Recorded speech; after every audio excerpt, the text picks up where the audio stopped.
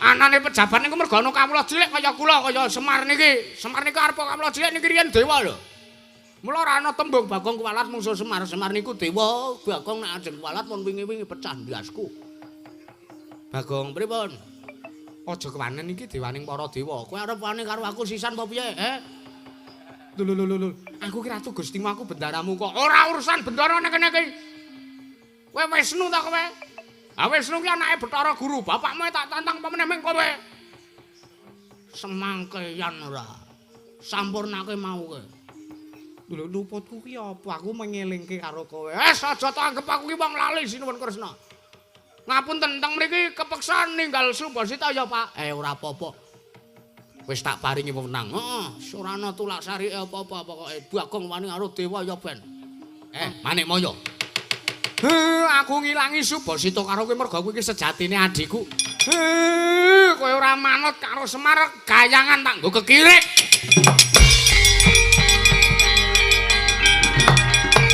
Kakang Nayantaka, Kakang Semar, gagak sadule tomel. Nuwun sewu, Den. Wah, lah kok kaya kejugrukan Wukir Sari klepan samudra susu. Atine Semar Badranaya bungah ora kaya dina iki. Bagong, anakku dobleh kencana. Kula wonten maring dawuh Bapak. Lah ngono kuwi lho, Le. Nggih. Ditimbal iki basa. Kula wonten dawuh ngono raming apa mar. Aku arep muni semir kok ndak HP-mu kebajak meneh kok. Nggih, Pak. Jan wis. Pokoke piye, Bagong? Dongane Pak Duka. Iya. Tahun wingi awake dhewe sowan mrene urung nggawa gong Cina, saiki wis nggawa mir. Rikala semono leh mu arep tuku gong Cina kuwi rak ya disekseni warga masyarakat semene mbane. Iya. Matur nuwun, Pak. Lah iki kok dadi nirokke. Sinuwun Ndarawati rawuh ki lho, Pak. Iya. Karo Sinuwun Gatotkaca. Wah, jan. Karang Kadempel dadi apa? Mundhak pamore ning kowe kuwi biasane ming nampa anu me pisokane wong edan kuwi. Iya. Lho njaluk tamba. Ha iki mah dirawuhi karo Nalendra mara diage. Pak bagekno rawuh Sinuwun Ndarawati Sinuwun Prabu Sri Bathara Kresna. Prayogatna sowan mutule. Kaya wis ora kurang penak, Pak. Nuwun mangke Sinuwun. Bungah ora kaya sagendagan iki. Sampeyan rawuh, paduka rawuh wonten ing Karang Kadempel. Sinuwun Kresna kula ngaturaken Pambagyaraja kasugengan munggiha konjuk wonten ngersanipun Sinuwun Ndarawati. Sinuwun Prabu Sri Bathara Kresna. Iwang seksumana kang adilinu weh ana sasmentaning sen jagat masisaning Bathara. Bung bawana langgeng sinunggih datanawrat. Ya Kakang Semar ya banget panarimaku bombong. Tiasing manah Nata Ndrawati bareng aku nampa Pambagyarajane Kakang Nayantaka. Sowan kono ing Padukan Karang Kadempel ora ana alangan sewiji apa, Kakang? Sowanku kinandhenan Karaharjan ya mung aku ngaturake salam taklim sarta puja pangastawaning Nata Ndrawati wae Tampranana, Kakang Nayantaka, ya Kakang Semar. Nggih. Pun kula tampa damel bombong sotaning manahipun ingkang abdipun Semar Badranaya sinuwun. Mboten langkung kaprayogaken rawuhipun sinuwun. Ya Kakang Semar. Sowaning Nata Ndrawati kaya wis ora kurang prayoga praptaku ana ing kene. Nggih. Ndara Gatotkaca, sinuwun Prabu Anom Gatotkaca. Ngaturaken sembah pangabekti kula kunjuk Ndara. Aja ngowah-wahi adat Siwa Semar. Ngowah-wahi adat liripun kados pundi? Ingkang trep lan ingkang pantes ngaturake sembah Wirah Gatotkaca dudu kok Siwa Semar. Ya senajan nuwun sewu. Tata lair derajate ngaceplik Siwa Semar kuwi ana kawan kawula cilik. Nanging yen to disawang kanthi permana jati tanpa beda Siwa Semar kuwi pangejawantaing Dewa ngeja pantah yogi pang pikulo nismaya. Mula kang saka kuwi aja keduga. Awel manahmu lan aja mesgul atimu Siwa Semar. Gatotkaca ngaturake sembah Katura Siwa Semar Badranaya. Teng omah diwaneni bojo teng mriki nampa sembahing Priyagung. Matur nuwun nggih, Den. Kula tampi dawah sami-sami. Mboten langkung kaprayogaken lenggahipun Ndara Gatotkaca. Yo, sawaning Gatotkaca kaya wis ora kurang kepinak Siwa Semar. Nggih. Ngene iki lho Bagong. Pripun, Pak? Dadi wong ki nek kajen keringan, nang omah dindas-ndaske wong wedok. Nang kene nampa sembahe Ndara Gatotkaca. Lah nek nang kene karo nang omah ra ya padha wae. Ha iya. Iki bedane meng mapan ning pendopo rada kajen kowe, Pak. Ha iya. Heeh. Nek nang omah ya ora mung simbok kanastren sing wani karo sampean. Aku wae ngendas-ndaske kowe paribasane. Mantumu kae saya, mantumu wedok kae bojoku. Ha iya. Ana karo wong tuwa kok. Sok rasan-rasan ning mburi. Dumeh sampean ki angger sewan sur jane didol ngono kuwi terus. Rumangsane ora dindomidit. Ning yo kuwi ra bagiane simbok kanastren. Ha iya Bagong. Heeh. Sarawipun sinuwun Ndarawati kula ngaturaken sembah sungkem mangabekti kula kunjung sinuwun. Ya Punakawan Bagong tak tampa ora liwat pangestuning nata Ndarawati wae tampanana. Nggih. Raharja rawuhipun pamujimu Punakawan. Alhamdulillah. Jan wis ngene iki lho. Rawuh teng Karangkadempel mongko mboten mung trima piyayi tok, mboten mung trima awak tok. Ning nggih mesti mbeton entil-entil. Betul gula teh ngono lho Pak maksude iki. Ha kok entil-entil. Mung gula teh kok. Nek sembako beras sebagor ngono kuwi ora entil-entil. Lah apa? Sembako ngono tembunge. Ah iya. Heeh, jan wis nyenengke. Pun prayogaken rawuhipun sinuwun. Iya Bagong kaya wis ora kurang kepenak. Nggih. Ndara Gatotkaca bekti kula kunjuk Ndara. Yo Punakawan Bagong tak tampa pangestuku tampanana. Nana nggih sampun sanget nggen kula pundhe. Ndadosaken jimat manipun dayanana ing kasantosan. Mboten langkung kasekecana saha kaprayogaken Ndara Gatotkaca Lesna Ndarawati ingkang andhawek lenggah wonten ing pendhape Padukuhan Karangkadempel. Yo, Punakawan kaya wis ora kurang kepenak. Nggih.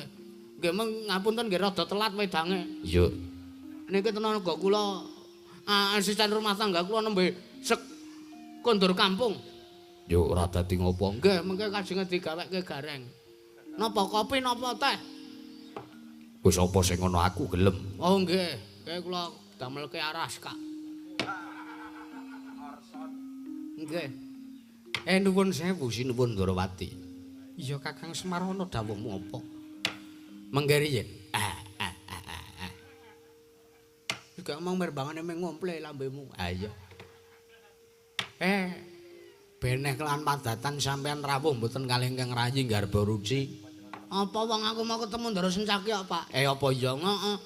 Ning jaba pendopo kae do remi karo lancur-lancur Pandhawa liyane. Entak kanthi lenggarene do ora kersa kok. Ya wis ora apa-apa. Heeh. Nuwun sewu. Damel kejet sotaning tias. Ingkang abdi pun Semar Badranaya. Wonten wigatos napa lan daharunanipun menapa? Teka sak mangke rawuh teng Karangkadempel Ndara. Keparenga babarana ingkang sejati. Menawi wadi tumrap para Punakawan para kawula ing Karangkadempel nggih monggo kula dherekke teng ruang tamu teng omah kula bale wisma kula teng gubuk kula. Catur neta kalingkang adipun Semar Badranaya Den. Kanjrah ingkang puspita rum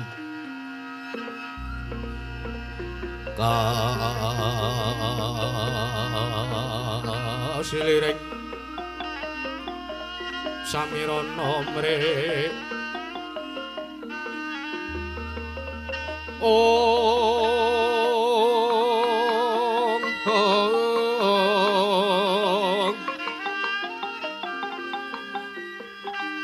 sekar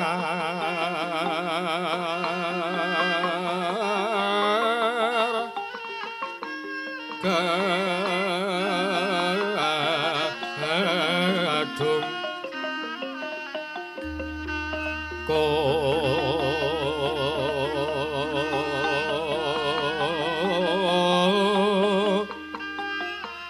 ngas kandhano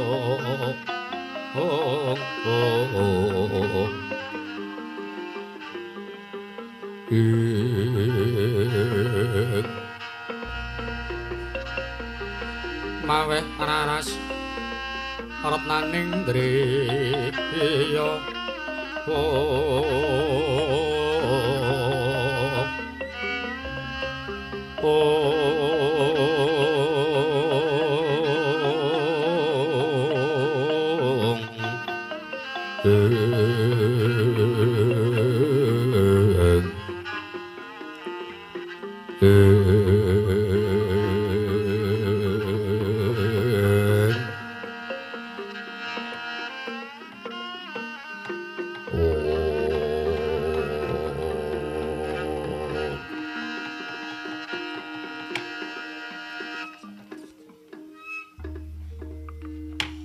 ya jagat pangestu karo Ayahu Bathara jagat ora mengko to dhisik Kakang Semar. Kakang Semar Badranaya ya Kakang Nayantaka. Kula wonten timbalan, Gus. Aja mesgul rasamu, aja gelo atimu ya Kakang. Sayektianane Nata Ndrawati prapta ning padukan Karang Kadempel iki mung arep nyuwun senjata pitulunge Kakang Semar. Mungguh kepiye nggonku bakal nggagapi marang lelakon ingkang tak sandang. Yekti manggene. Anggone Nata Ndrawati swanane padukan Karang Kadempel iki ora saka negara Ndrawati. Teges sowanku iki ora saka karepanku pribadi. Nanging anane Prabu Sri Bathara Kresna sowan ana ngarsaning Kakang Nayantaka kuwi, aku bibar sowan. Saka ing kayiwangan Jonggring Salokaya saka ngersaning Iwang Pikulun Manikmaya. Ingkang ora ana liwigati aku nampa dawuh Iwang Pikulun Bathara Guru. Ya kuwi kinan methuk sarta mboyong marang lungane Janaka ya baline Janaka. Saka anggone mapan ana ing kayiwangan swarga dahana. Merga mangkene nggone Janaka dhaup kelawan Bathari Dresanala ingkang kudu dipisahake. Mengkirian. Engko sik. Lah kok sampeyan maring dawuh Ndara Janaka dhaup kalih Dresanala? Iya Kakang. Nggih. Lah kok kedapun pisahaken menika? Dasare napa lan liripun menapa, sebabipun menapa? Mengko sikik Kakang. Nggih. Anane Janaka dhaup kelawan Iwang Pikulun Bathari Dresanala kuwi uga dipisahake nggone mangun bebrayan sarta kandhutaning Dresanala. Kudu diwurungake teges digugurake amarga nalika semana Iwang Pikulun Manikmaya dawuh kelawan aku yen to Dresanala bakal kadhaupake kelawan Dewa Serani atnajaning Bathari Durga ya kuwi nalendring Tunggul Malaya ya Prabu Dewa Serani. Nanging bingung rasaning Nata Ndrawati kuwur manahku Kakang. Merga ora tekan manahku merga Dresanala nalika semana nedeng bobot 7 candra yaswane. Mula kang saka kuwi aku wedi Nata Ndrawati ajrih yen to nampa dedosan sarta yen to ora tak lakoni dawing dewa. Nanging yen to tak lakoni Kresna mengko bakal nampa hukum karma. Malah uga Iwang Pikulun Manikmaya uga wis kepareng dawuh kelawan Iwang Pikulun Bathara Brahma minangka wong tuwane Dresanala kinan misahke anggone Janaka omah-omah. Ya Kresna ingkang minangka sule wong tuwane Janaka, Bathara Brahma ingkang minangka wong tuwane Dresanala kudu ana rembug ingkang kudu diclentrehake Kakang Semar. Jaja mundhap lereki nentap tuko yayasindi pinetra kocak ngundarandir.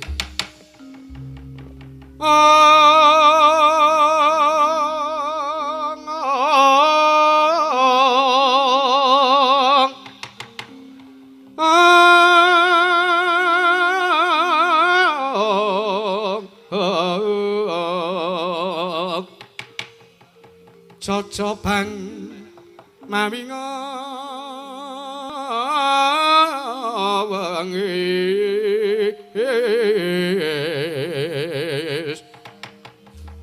netra kocak ngondharan ndir pindha kembang warawari yen sinapet marang sagedheng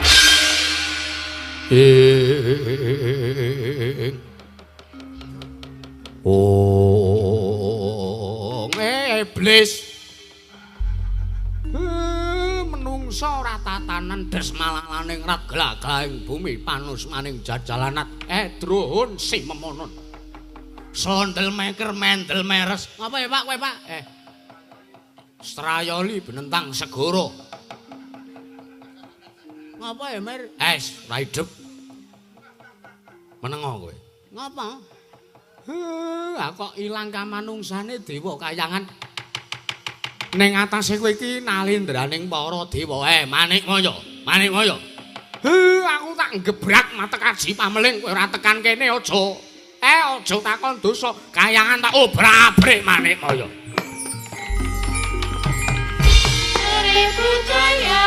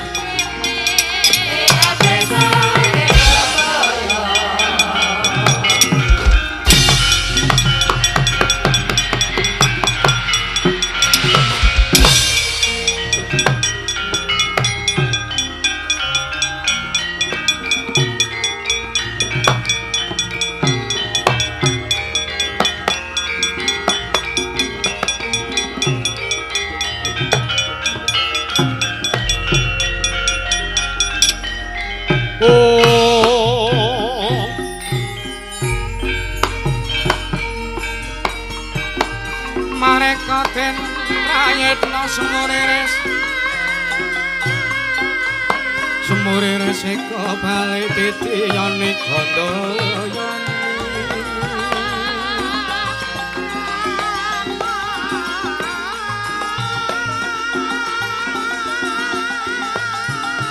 Krisunya Purnama sasi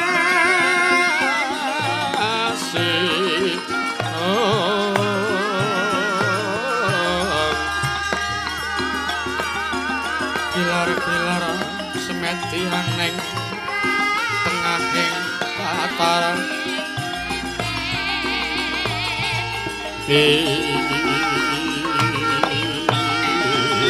kono lintang bimo sekti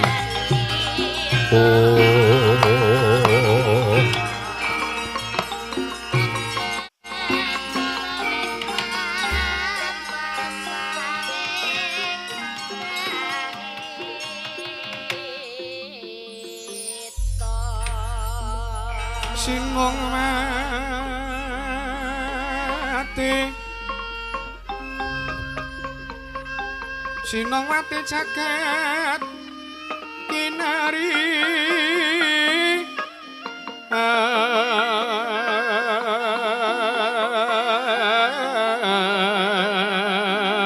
mong mbak lumembak ombak ing samudra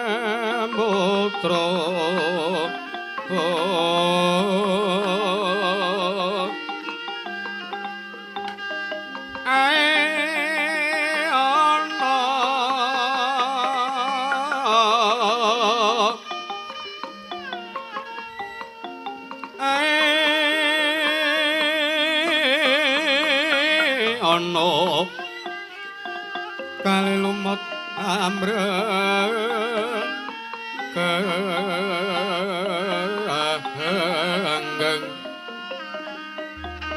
awito denceng dencengan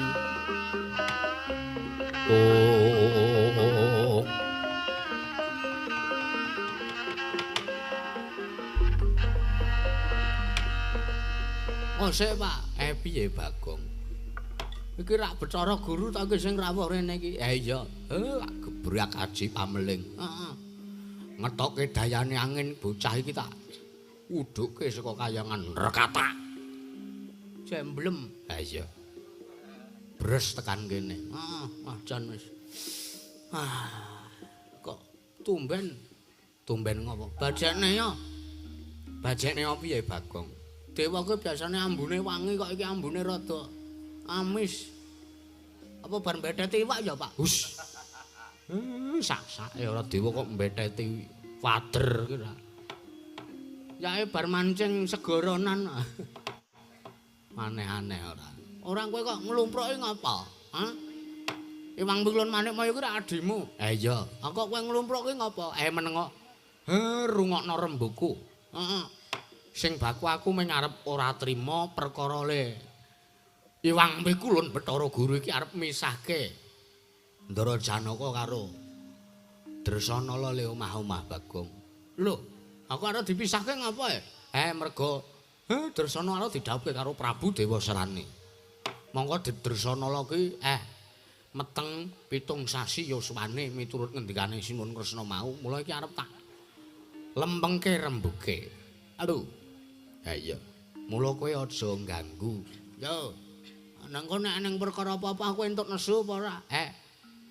Ora usah nesu nek nesu karo dewa kowe kuwalat. Ya wis. Iya. Ning nang kok nganti Iwang Pikulun Bathara Guru kok ngusik utawa ngucek harga dirine bapak aku ora nrimo. Mergo piye-piye kuwi Bagong enek kowe Bagong lair kuwi mergo bapak gojek karo Simba, ngono. Mula nek weruh bapak kok dioman-oman karo wong liya kok aku meneng bae aku anak sing kepiye, Pak? Iya.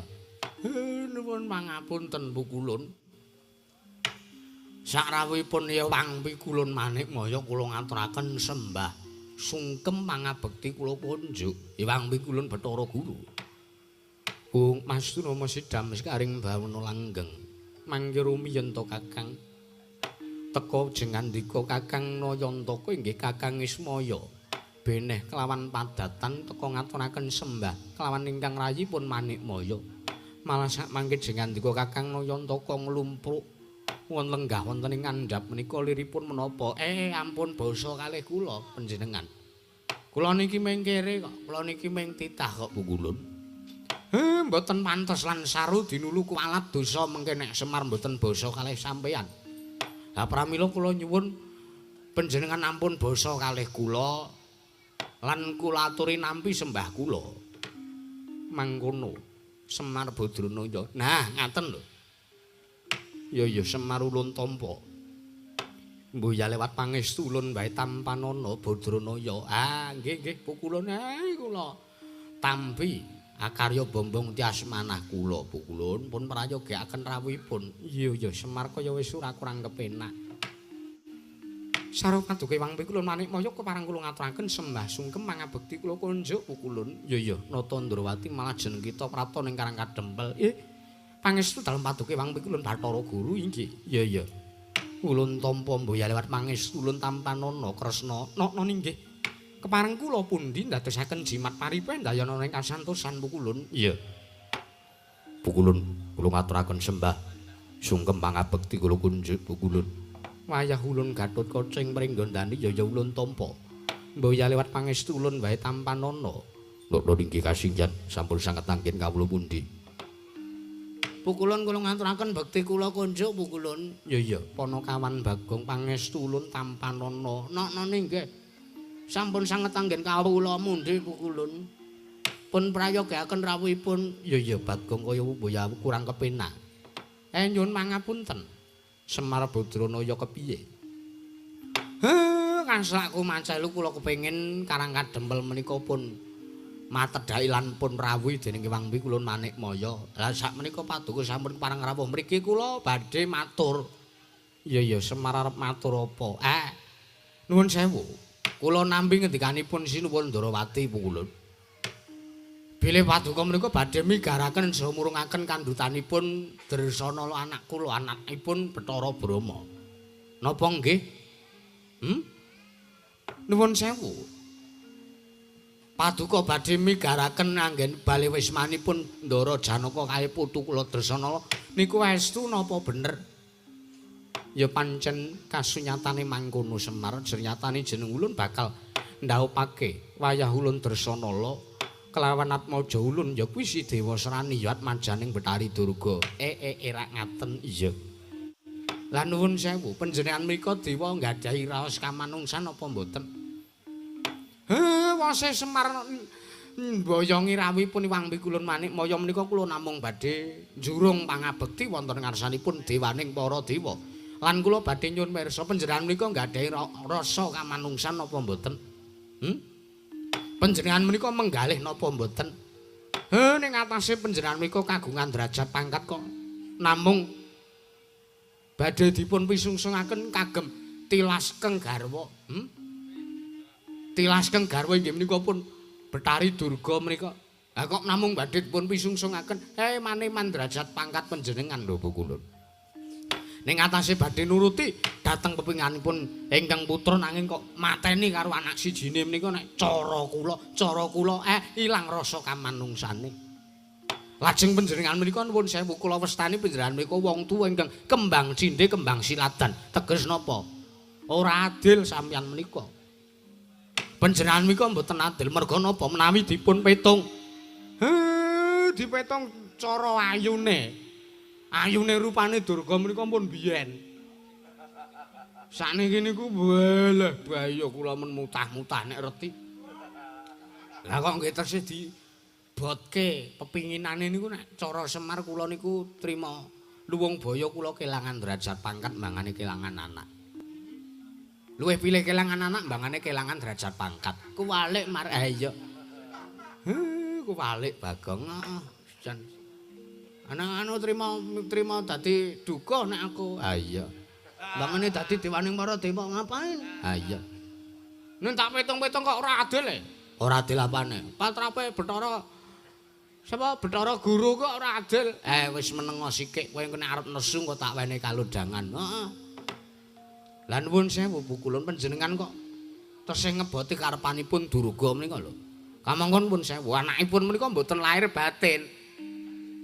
Atmajane sapa? Anake Durga niku lho. Anake Durga sing jeneng Dewa Serani niku ora lahir batin le tresna karo Dresanala.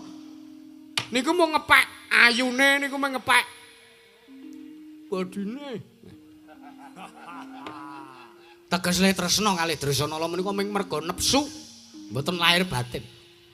Lah kok panjenengan menika nuwun sewu kula westani dewa kok wateke brangasan. Dewa kok ilang kamanungsane kaya wong uraan iku ora pantes nek cara kula sampean dadi dewa Bu Kulun.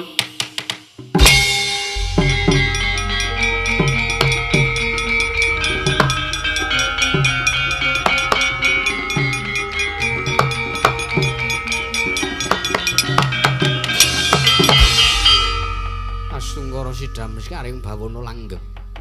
Kemlewat ucapmu kaya wong regem jimat kaya wong wani ndilat wesi abang Semar Badranaya. Jeneng kita kuwi titah. Jeneng kita kuwi mung gedibal. Jeneng kita kuwi mung derajate ngaceplik lah kok teko wani nguman-uman lan panjenengan ulun. Ning atase panjenengan ulun iki dewaning para dewa, mesti wae panjenengan ulun kagungan wewenang. Mangreh sagung kahanan gumelar ana ing Madyapada nanging jeneng kita lah kok dadi delangap-delangap ucap kita. Ndruwili kaya grujukan mrweteh kaya bethek sunembu pategalan Semar. Yen to jeneng kita maksih bakal cawe-cawe marang apa kang dadi perkara kula warganing Bathara Guru. Ulun mboya tedheng aling-aling tedheng karang kadempel bakal ulun besmi lan jeneng kita bakal ulun lebur ulun cemplungake ning kawah Candra Dimuka Semar Badranaya.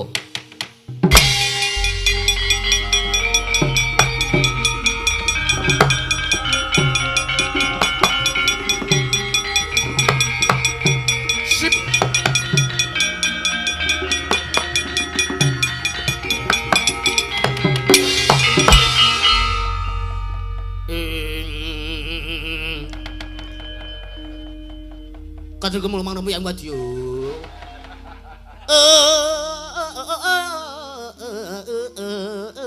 Ngadir. Garuda kurareka kiri-kiri renang kono makoyo kelari gelang Surumawayut. Bung Mas Tunama Sidam Karing Bawana langgeng Panakawan Bagong maju nggone lungguh. Maju mawon, maju kula. Wayahe aku nesu ya, Pak. Sakarepmu. Aku wis sengit tenan. Anane aku nyembah karo Bathara Guru ku rak mergo aku ki meng arep nguja. Heeh. Meng arep ngelulu. Heeh. Meng arep manja. Bener. Wong ki nek agi kongas. Wong ki nek agi kongas. Nek agi kongas meng mergo nuruti sakga. Ayo. Terus noleh momong tapuki. Iya. Panakawan Bagong kita arep ngopo? Ajeng nesu kula. Lho. Jeneng kita apa Mboyawedi Kalamunta Kuwalat. Ulun iki dewa lho Bagong. Kuwalat piye? Ora ana critane kok Bagong wani karo dewa kok kuwalat. Wis ana buktine ku kulun. Buktine apa? Lho, iki Semari dewa. Bendina tak waneni nek aku kuwalat wis biyen-biyen. Nah, dadi umpama aku wani karo kowe ora nek walang sangre, ora nek walate, ya Pak. Ha iya, terusno leh nesu. Kandhane kok. Ayo arep ngapa kowe? Semangkean. Ya ngerti kok aku ngerti nek kowe ndek keluwihan. Tanganmu papat, kowe nek pramusuh aku mesti menang kowe. Mergo tanganku mung loro, tanganmu mung papat. Menungso mboya tatanan. Jeneng kita ninggal tata krama ninggal Subasita mboya basa kelawan panjenengan ulun. Basa glut ora ya jotosan wis ben. Aku ora apa-apa to Pak wani karo dewa ora apa-apa. Ora apa-apa. Aja kuwatir kowe tak wenehi kadigdayan tak paringi katiyasan kowe tak paringi kasekten. Alhamdulillah. Ndek bapak berguna ngene iki seneng aku. Ora mung gedhe mangane. Nabuh ngoweh-oweh.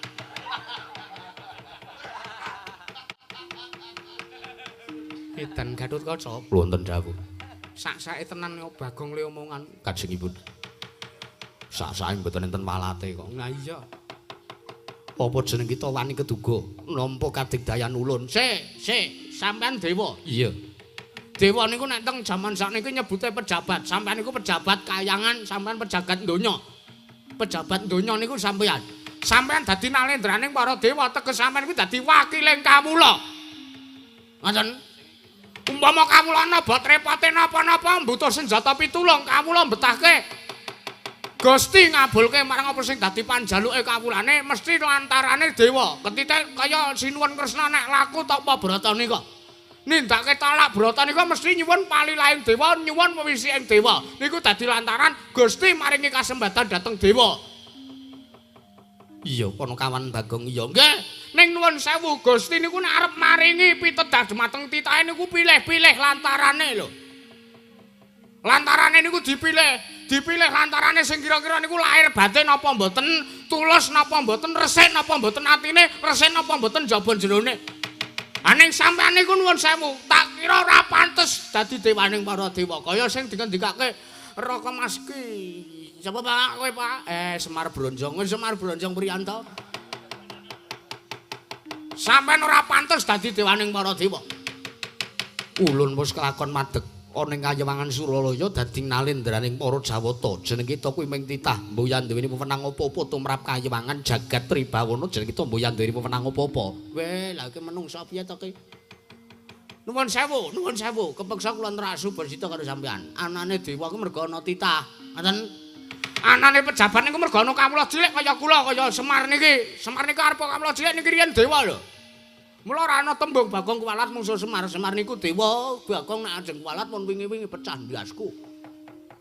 Bagong pripun? Aja kewanen iki dewaning para dewa. Kowe arep wani karo aku sisan apa piye? Lho. Aku ki ratu Gustimu aku bendaramu kok. Ora urusan bendara nek kene iki. Kowe Wisnu ta kowe? Ah Wisnu ki anake Bathara Guru, bapakmu tak tantang pemene ming kowe. Semangkeyan ora. Sampurnake mau kowe. Lho luputku ki apa? Aku mengelingke karo kowe. Aja tak anggap aku ki wong lali Sinuwun Kresna. Ngapunten teng mriki kepeksa ninggal Subasita ya Pak. Ora apa-apa.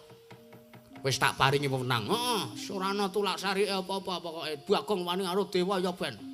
Anggepe apa? Ayo muni aku Bathara Guru. Guru nek murid ora teka ora ndek kadiktayan apa-apa. Sampeyan mangandika, sampeyan mangandika.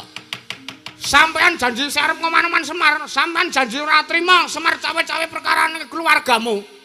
Durga iki nyrengengeh rupane. Merongos e saiki, mula untune dikawat. Kewanen tenan Bagong. Men wis untune dikawat. Nek mbiyen ya can ayu tenan bayi ya. Untune rapi. Nek saiki merajak. Mula dikawat. Sik dodolan kebaya ora kae? Cahitan. Wong tuwa kentir. Sak-sake ora. Ayo muni sampean. Nek cara kula niku Durga ki elike pole, mbok golek liyane sing luwih ayu.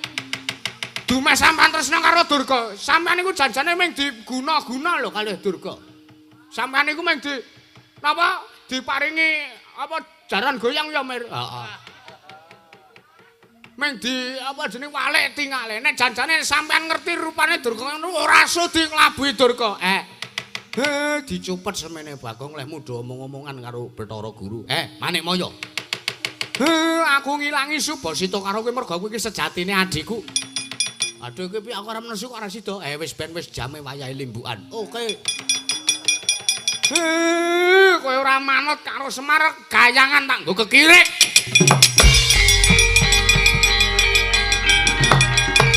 Kakang Moyantaka. Kakang Semar. Wah, piye kae?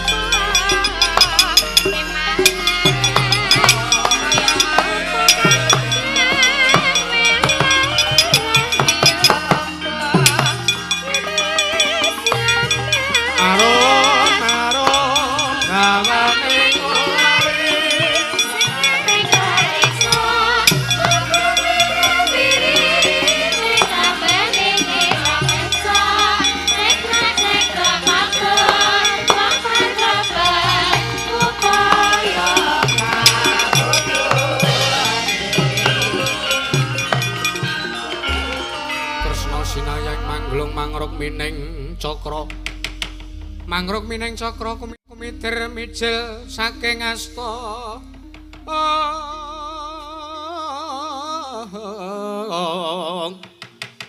Kumitir mijil saking asta mintunaken tiwe krama nira. Wajan wis Semar kok klepat kae Bathara Guru dieneng-eneng. Iya Bagong nggih. Dirangkul usuk. Diosari apa kae mambu. Munggah kayangan kok wah lah gleleng tenan Semar. Telang dal. Iya Bagong nggih. Anu niki terus pripun kok meng terus semprung ngaten iki. Pasewakan rong dibubarke. Pasewakan dengkulmu mlaca tanggepmu iki negara ngono apa piye? Meng perkumpulan RT. Ngenyak sampean ki ora. Iki udu pasewakan iki rak mung aku duwe rembug karo bapakmu nggih. Linggo kene nggih. Wah kok mung terus semprung ngene iki Petruk Gareng do nandi ya? Ngapa, Gong? Nandi wae? Wah, mbakone Ndrontosen enak tenan. Ora meneh ya kok truk wae kira. Gatotkaca kula wonten timbalan. Setyaki kula wonten dawuh. Ngawe ingkang rajing garba ruci Koko Prabu kula nyadong dawuh timbalan patuwa. Kahanan Karang Kadempel tintrim merga sangka patrape Kakang Semar Badranaya ingkang ora narimakake marang apa kang ditindakake dening Wang Pikulun Manikmaya. Iya, parengipun Koko Prabu kados pundi? Keparengipun Koko Prabu kados pundi? Gatotkaca sakadang mulancur Pandhawa sartane Sencaki derekna tindake Kakang Semar munggah ning kayangan. Mekaten Koko Prabu. Iya. Lajeng padukan Koko Prabu Sri Bathara Kresna badhe tindak tumuju dhateng pundi? Pun Kakang nak sowan ana ngersaning para Pandhawa. Bagong, wonten dawuh. Kahanan karang kadempel reksanen jaganen aja nganti ana dom sumriping tirta ingkang mrojol seka sela selaning garu. Nggih, ngestaken dawuh. Truk, nyambut gawe iki daret tindakan iki. Oh ya. Liwat aku kelingan. Lho truk limbuane wis lekas. Ha iya. Wis mangkono munggo dawuhku Gatotkaca. Prasta dawuh paduka Kanjeng. Wa Prabu Ndrawati kula ngestaken dawuh. Wa Prabu kula ngestaken dawuh. Marata diagirake tang sambung ngeborcala intang budal munggah kayangan. Nyun pamit tambeng pangestu. Nyun pamit tambeng pangestu. Tak ngestoni sing ati-ati aja kaya bocah cilik. Gatotkaca lajeng jangkung.